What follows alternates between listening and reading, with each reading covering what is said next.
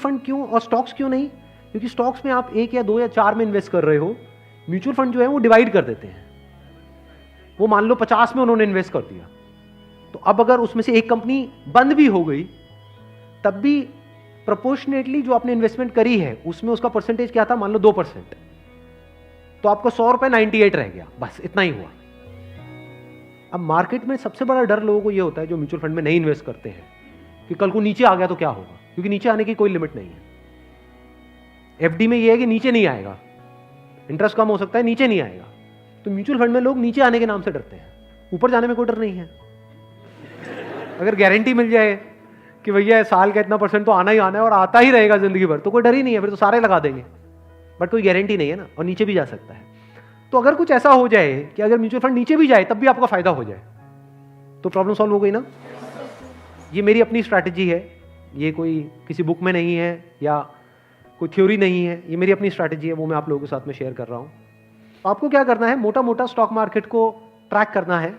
हफ्ते में एक दिन देख लो कि अभी कितने पे चल रहा है। मान लो एक पीक है, पीक अभी मान लो 40,000 है, अभी मार्केट चल रहा है अराउंड कितना, 37 के अराउंड चल रहा है। तो मेरी स्ट्रैटेजी क्या है, जैसे ही मार्केट 20% से नीचे गिर जाए कि मार्केट की ये पीक है, मान लो 40,000 है, अब मार्केट 30,000 पे आ गया है, तो आपने क्या किया, पहले इन्वेस्ट किया हुआ था एसआईपी में लार्ज कैप्स में, आप इमीडिएटली जैसे ही मार्केट 30 पे आई आप स्विच कर गए मिड कैप में, not even in small cap, mid cap. अब ऐसा क्यों किया, क्योंकि जब मार्केट 20% टूटेगा, सेंसेक्स का मतलब लार्ज कैप्स जो बड़ी कंपनीज हैं, जब मार्केट 20% टूटेगा यानी बड़ी कंपनीज के जो शेयर्स हैं वो 20% से टूटेंगे, तो जो छोटी कंपनीज हैं उनके शेयर्स 50 से 60%, 70% तक टूट जाएंगे। तो जब वो 60% टूटा तो 100 की चीज आपको कितने में मिल गई, 50 में या 40 में। तो जब मार्केट नीचे भी गया तो आपका फायदा हो रहा है। ये स्ट्रैटेजी समझ आ गई। वापस से जैसे ही मार्केट जो भी लास्ट उसकी पीक थी, मान लो 40,000, उससे 20% ऊपर गया, तो मिड कैप से आप स्विच कर गए वापस से लार्ज कैप में। ये स्ट्रैटेजी जो है ये मैंने सीखी है वॉरेन बफे से।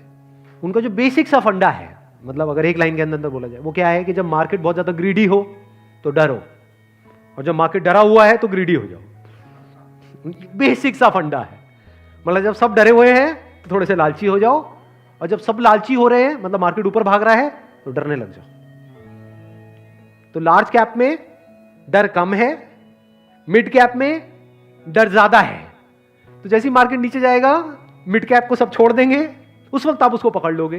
तो अब चाहे मार्केट ऊपर उठे तब भी आपका फायदा है, नीचे गिरे तब भी आपका फायदा है। आप वेट कर रहे हो, मैं आज एक्चुअल में वेट कर रहा हूं।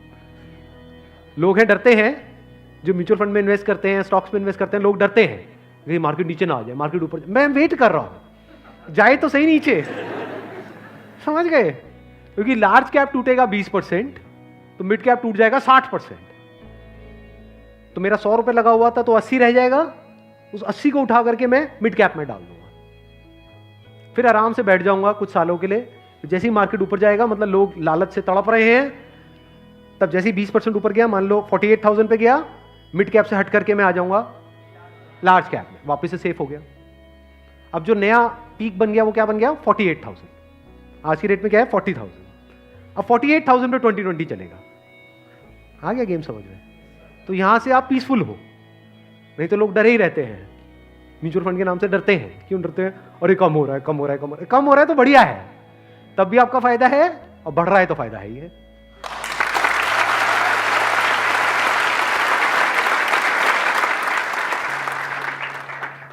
समझ गए, ये बेसिक सा फंडा है, हमेशा याद रखना।